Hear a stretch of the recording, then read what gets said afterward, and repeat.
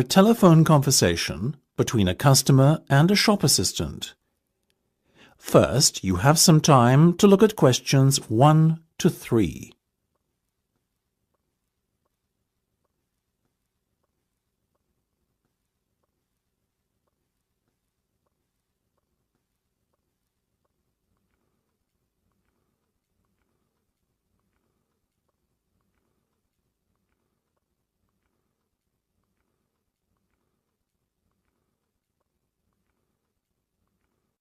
You should answer the questions as you listen, because you will not hear the recording a second time. Listen carefully and answer questions 1 to 3. Good morning, Jenny's Suit Rental. Jenny speaking. How may I be of service? Hi there. My name is Max Jones. That's Jones, and I'm looking to rent a suit out for a special occasion. Certainly, Max. We charge a set fee for our services. You can either choose from our designer range and pay £50 to rent your suit out, or choose from our standard range at a cost of £25. So, what will it be? Oh, the first option, please, Jenny. £25, did you say? Unfortunately not. The designer range is twice that price. Oh, in that case, I'll take the second option. Standard, was that it? That's right. Now, before we go any further, may I ask how you intend to pay? Do you accept cheques? Yes, but only in exceptional circumstances. We prefer cash or credit card. Well, as I haven't got one, does this count as those circumstances? Yes, that'll be fine. Make it payable to Jenny's Suit Rental. Will do. Before listening to the rest of the conversation, you have some time to look at questions 4 to 10.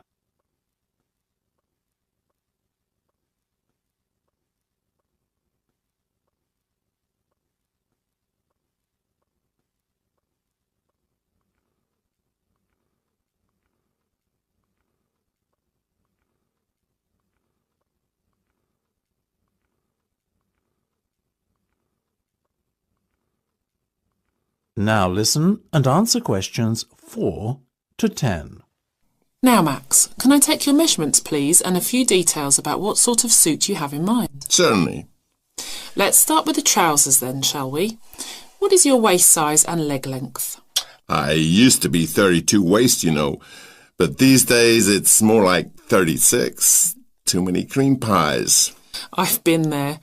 And about the leg, 34? I wish. I'm afraid I'm somewhat lacking in the height department. Not even a 32. 30, I'm afraid. Never mind. As for the colour, could you do a dark grey suit? In fact, we have a very smart one of those in just your size. You're in luck. Now, what about shoes? Same colour? No, I think I prefer something darker. OK, let's go with traditional black then, shall we? What about size? I'm a size 45. By my calculations, that's 10 in our sizes. And style? What have you got? We do suede, nubuck and traditional leather. Definitely the last one. Very well. And will you be wanting a necktie? Do you do bow ties? Of course. I'll put one of those down on your order. Dark grey, I presume? Perfect. To match the suit. I think I fancy a light blue shirt, by the way. Might I recommend a green? Green would go very well with the suit you are renting. Light or dark? I'd say dark. Dark it is then. My neck size is 17 and a half. Hard to believe that a little over a year ago I could fit into a 15, isn't it? Those cream pies again, right? You got it. Now, what about your suit jacket? Same colour as the trousers, obviously, but what size? Medium should be fine. You sure? Yeah. And have you got any of those 3-button ones? I'm afraid not. The 1 and 2 button suit jackets are far more popular at the moment. In fact, the 1 button is all the rage. Let's have that one then. No problem. Now. That is the end of part 1. You now have half a minute to check your answers.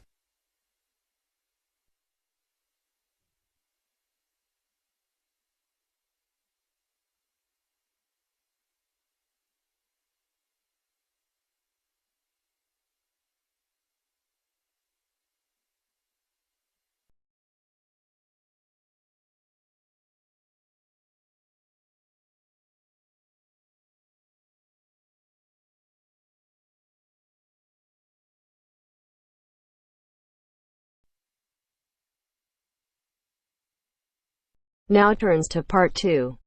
Part 2.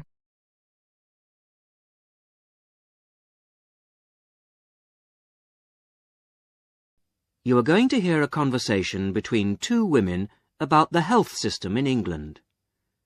First, you have some time to look at questions 11 to 17.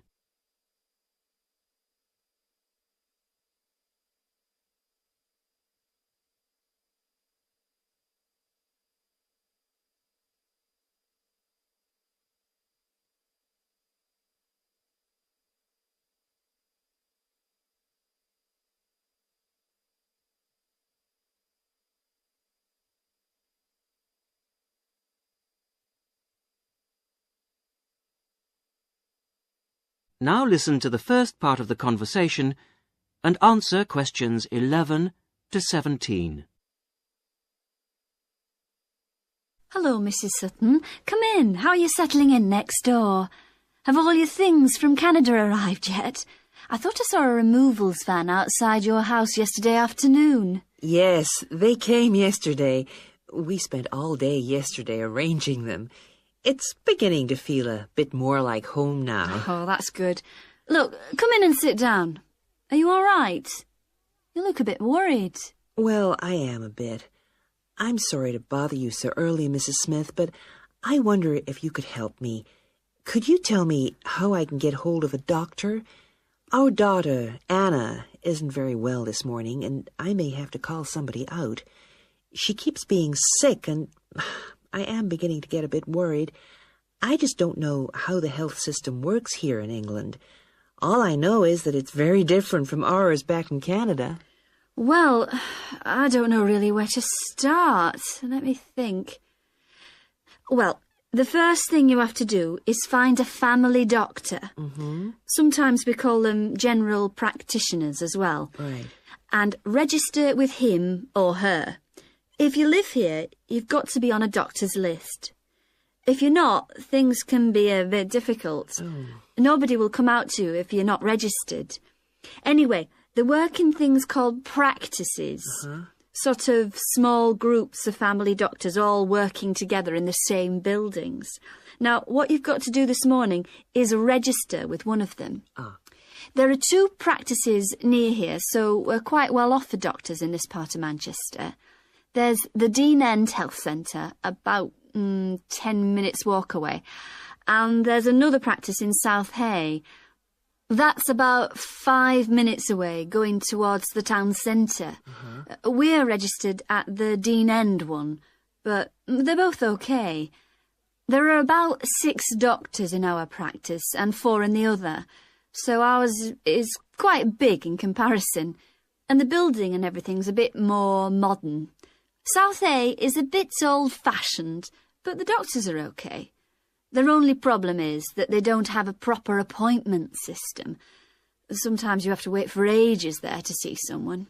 Anyway, you go to the receptionist in whichever health centre and ask her to register you with a doctor there.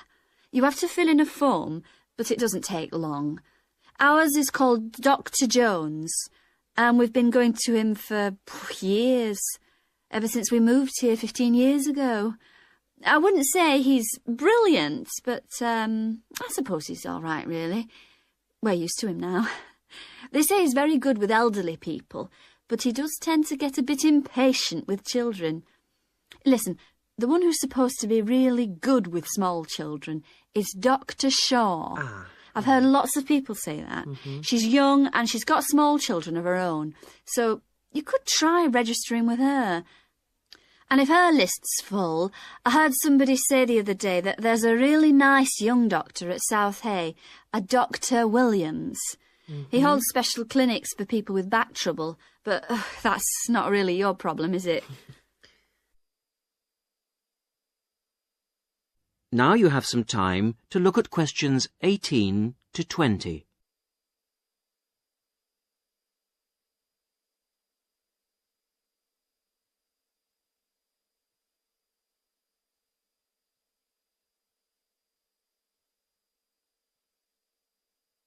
Now listen to the rest of the conversation and answer questions 18 to 20.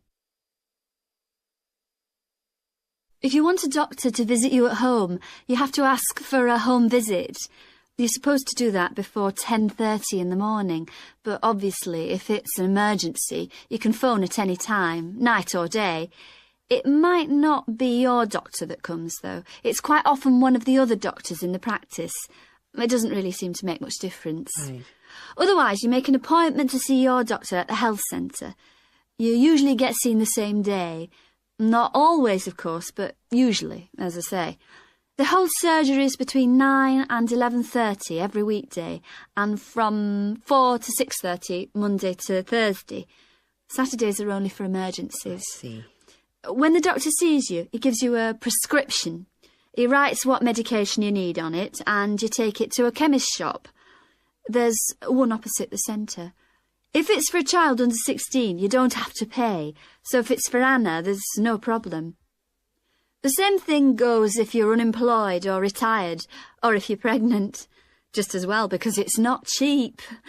You pay the same price for each item the doctor has prescribed. At the moment, it's something like £5 per item. So you pay for the medication, but the consultation with the doctor doesn't cost you anything. It's completely free as long as you're a resident here. You're going to be here for 3 years, aren't you? Uh-huh. So, well, there shouldn't be any question of you paying anything to see the doctor. So that's one less problem to worry about. Look, Mrs. Sutton, if you want, I'll sit with your daughter for half an hour if you want to go down to the health centre to register. It's no trouble, really, don't worry. Are you sure you wouldn't mind? That would really help me a lot. I'll ask them if they can send someone round later to see Anna. I think I'll try the Dean End Centre. Good idea. Don't worry about Anna. Right. I'll be back as soon as I can.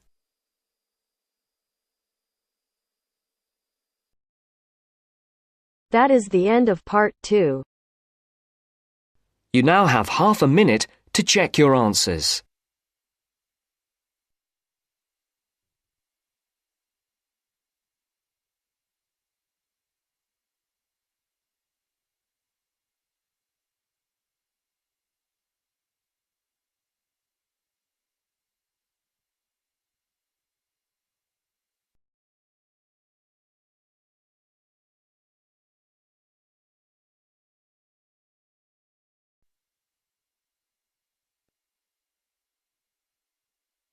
Now turns to part 3. Part 3. Richard Murray, a zoologist and popular TV personality, has been giving a talk on endangered species of wildlife to members of the Young Conservationists Association in a small town in the south of England. Listen to the extract from the discussion he had with 2 of the young people after his talk. First, you have some time to look at questions 21 to 25.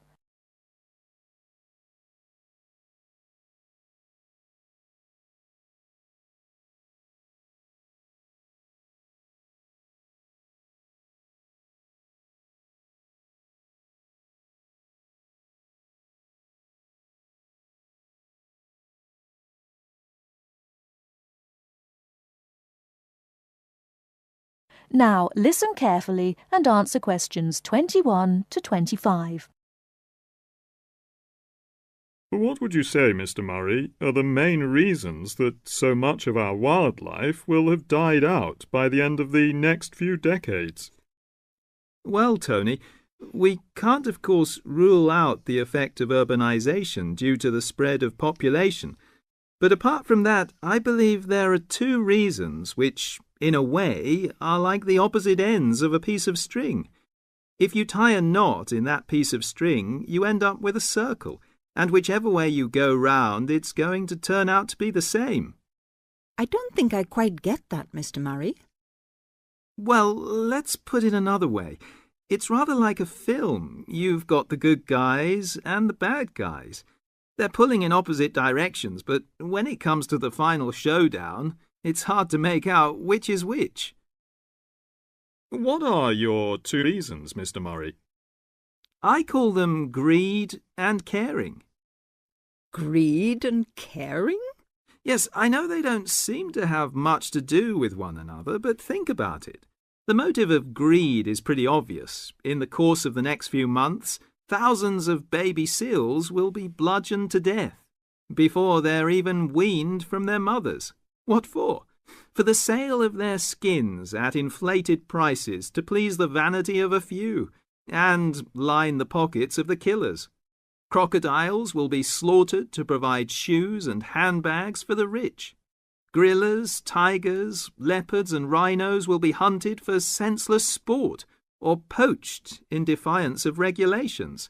Their skins, their horns, and their magnificent heads will be used as trophies to decorate someone's living room floor or walls. That's terrible. Yes, but it's not all. The whale, probably the most impressive and certainly one of the most intelligent sea mammals in creation, will be cruelly hunted and harpooned to make more money for the profiteers. The dolphin, the sailor's friend, will be indiscriminately battered to death at so much a head on the grounds that it is taking away the livelihood of a few fishermen by consuming the fish in its natural habitat. But surely, Mr. Murray, we do have to keep warm. We need whale oil and ambergris. Fishermen have to make a living. Part of what you say is true, of course, Tony, but we shall have to enforce far stricter controls if future generations are not to find themselves in a world devoid of wildlife as we know it. Well, I see what you mean about fur coats and crocodile handbags, Mr. Murray, but I don't understand what you mean by caring. That can't be bad, surely. I mean, I thought we were supposed to be living in a caring society. Well, so we do, in a way. The trouble is, there are so many well-intentioned people who start out with the best possible motives of trying to protect or immunize us from this, that, or the other in the most effective way, at the quickest possible rate. But in their enthusiasm, they lose sight of the long-term consequences. It's only very gradually that the danger to other forms of life, including humans, comes out.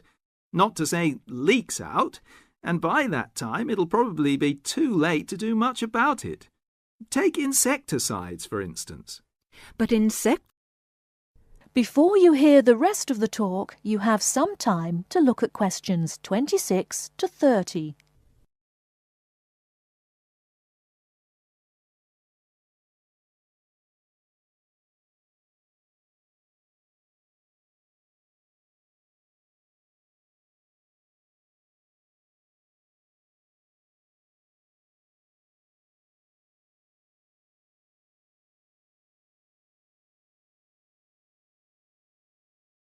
Now listen and answer questions 26 to 30. But insecticides protect crops from pests. They destroy disease-carrying mites and creepy crawlies like cockroaches. True, but nature has a way of developing her own immunity against insecticides and other pest controls, with the result that the biologists are driven to inventing stronger and stronger compounds, which, though they may annihilate the pest, nevertheless permeate the environment, are assimilated by plant and animal life, and become absorbed by the soil. Countless innocent creatures, the beaver or the mole, for example, are performing a useful task in the natural control. The alarming prospect is that as these poisons enter the foods we eat, and consequently our own systems, they'll find their way into the body of the pregnant mother and into her milk, offering incalculable risks to the unborn or newly born infant. In spite of all our technological expertise, our time is running out. We're virtually destroying ourselves. That is the end of part 3. You now have half a minute to check your answers.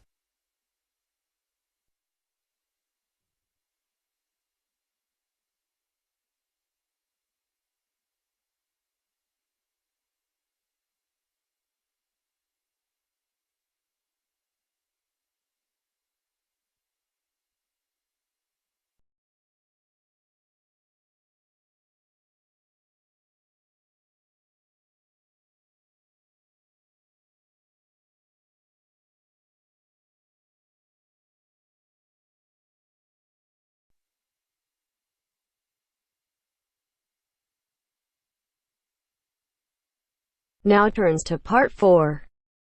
Part 4. You will hear a postgraduate psychology student talking to other students about a job satisfaction study he has investigated. Before you listen, you have some time to look at questions 31 to 40.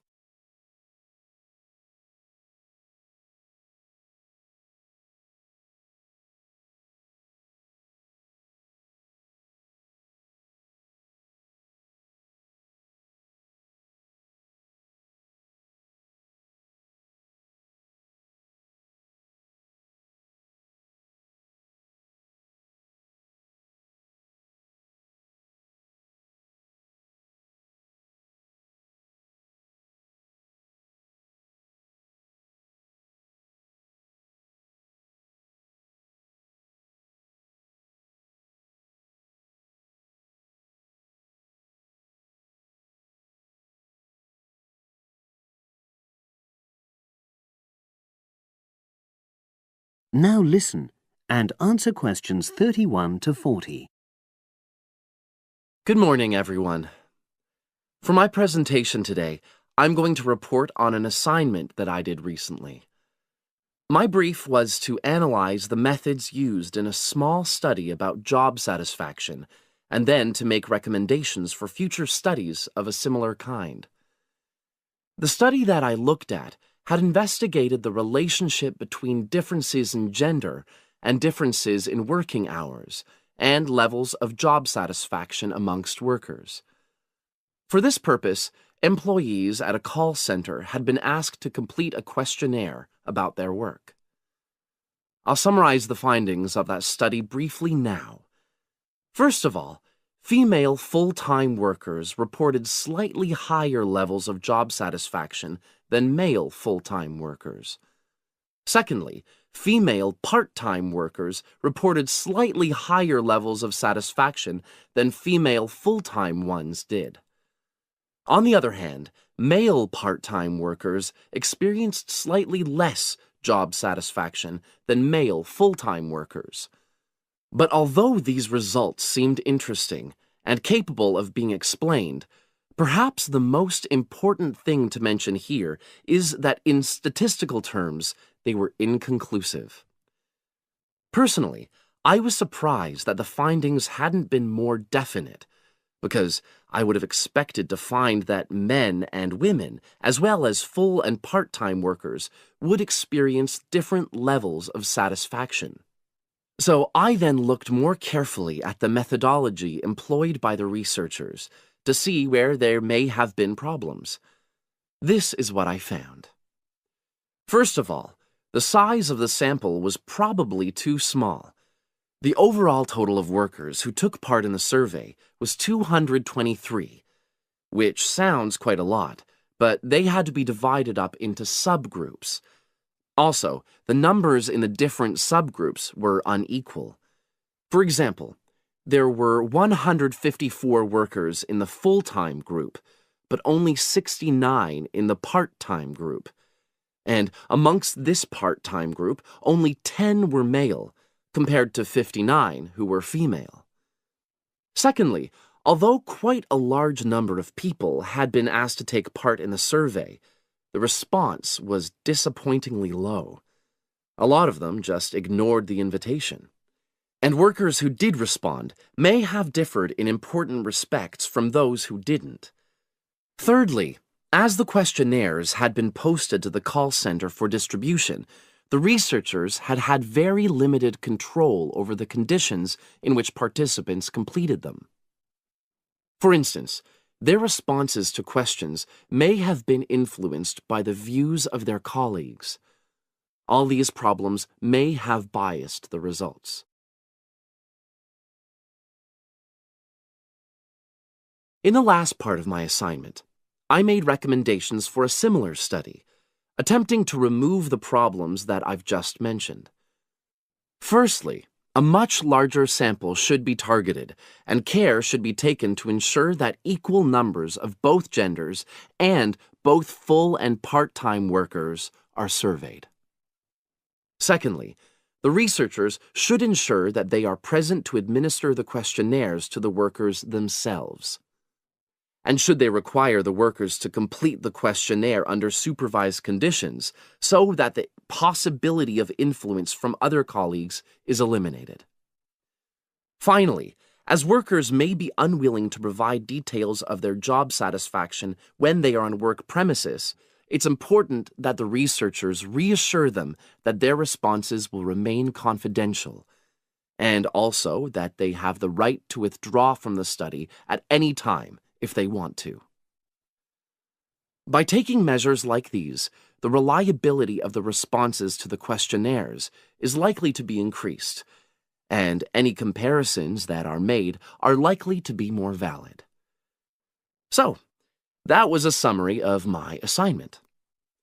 Does anyone have any questions? That is the end of part 4.